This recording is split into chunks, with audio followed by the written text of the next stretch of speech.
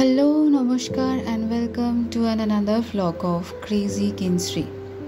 চলুন আজকের দিনটাকে শুরু করি একটি শুভ সকাল বলে, আর আপনাদের সাথে শেয়ার করি আজকে আমরা কি করলাম সারাদিন। চলুন শুরু করা যাক। গুড মর্নিং বলে, গুড মর্নিং, গুড মর্নিং। আজকে রায়ান আর আমি একসাথে গুড মর্নিং করছি। ইয়ে, গুড মর্নিং করো মা, করে দাও।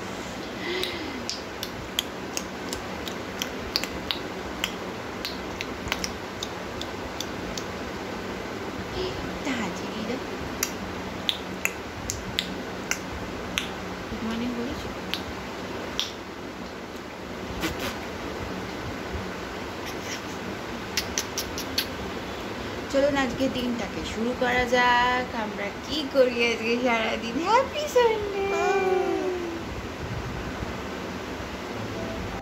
রবিবার সকালের দায়িত্ব পালন করার জন্য তাড়াতাড়ি উঠে ব্রেকফাস্ট সেরে আমরা কর্তাগিন্নি বেরোলাম বাজারের উদ্দেশ্যে, এবং টুকিটাকি কয়েকটা ঘরের এবং বাইরের কাজ মেটানোর জন্য।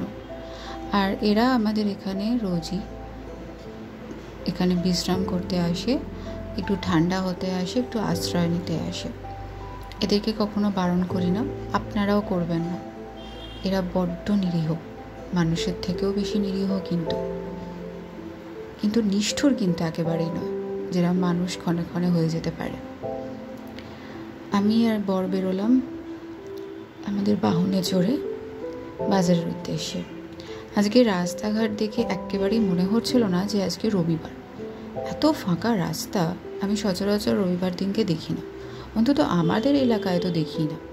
রবিবার মানেই একদম গমগমে বাজার থাকে। লোকে বাজার না করলেও আড্ডা মারা, চা খাওয়া, গসিপ করা, রাজনীতি দিয়ে আলোচনা করা, খেলাধুলা দিয়ে আলোচনা করা, এই সব কিছু নিয়ে সময় কাটায়। আজকে সেরম চোখেই কাউকে পড়লো না। একমাত্র যাদের বাজার করতেই হবে, সপ্তাহের বাজার যারা একেবারে সেরে রাখেন একদিনেই, যারা রোজ নামচার জন্য বেরোতে পারেন না, তারাই একমাত্র বেরিয়েছে।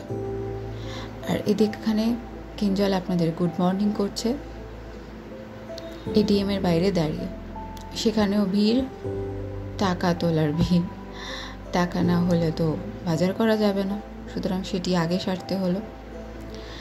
তারপরে আমরা এগোলাম আমাদের গন্তব্যে। আমরা যাই বাঘাযতীন বাজারে। আচ্ছা, আপনারা কে চান বলুন তো বাঘাযতীন বাজারে বাজার করতে? আমাকে জানান।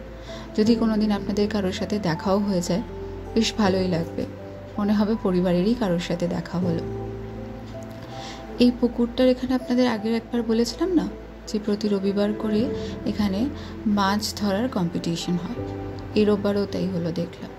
কিন্তু এই গাছের ছায়ায় একটুও কিন্তু মনে হয় না যে এত তাপপ্রবাহ বাইরে। আর আমি এখানে দুজনের হাতে ক্যামেরা ঢোপে দিয়েছি, দিয়ে বসেছি গাছ লাগানোর উদ্দেশ্যে। কয়েকদিন ধরে এই কাজটা পড়েছিল, একেবারে হয়ে উঠছে না। এই রোদে গাছগুলো থাকে, ওরাও ভালো করে মাটি পাচ্ছে না, জল পায় না ঠিকঠাক মতন।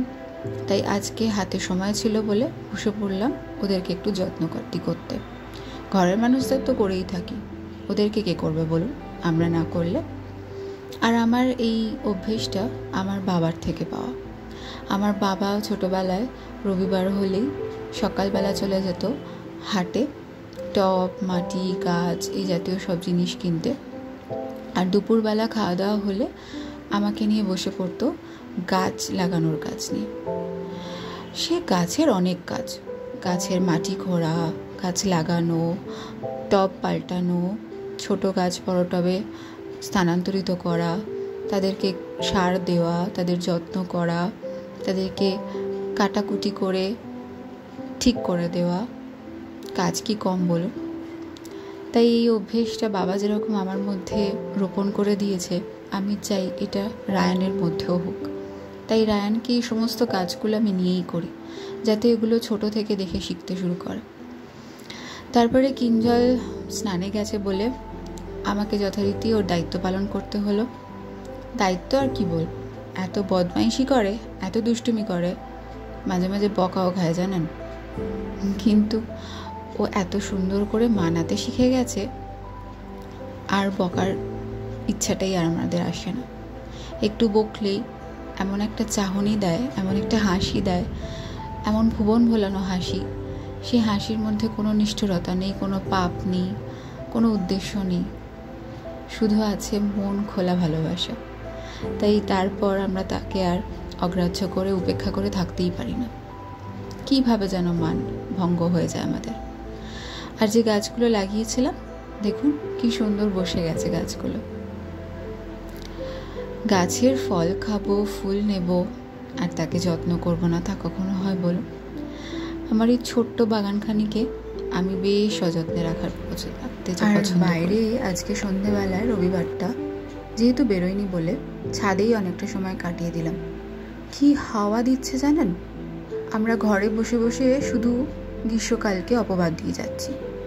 একটু সবাই যে যার ছাদে গিয়ে বসুন তো দেখি 2 মিনিট।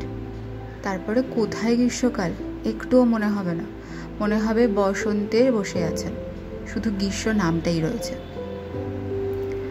ব্যাস এইভাবেই আজকের দিনটা কাটলো।